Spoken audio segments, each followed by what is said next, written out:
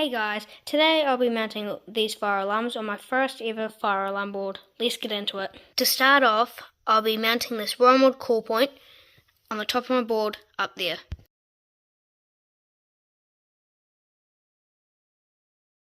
Mounting this Vigilant manual core point.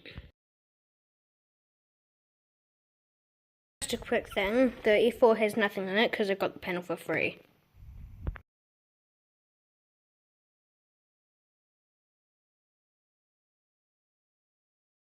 Next I'll be mounting this other fire bell.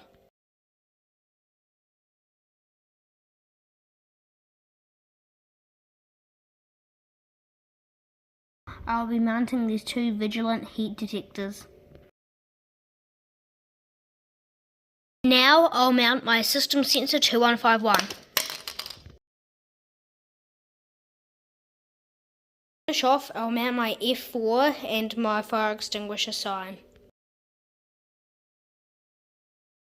And here is the finished results of Fire Alarm Board 1. The next video will be about wiring it up and doing the first ever system test on this board. Thank you for watching. See you next time.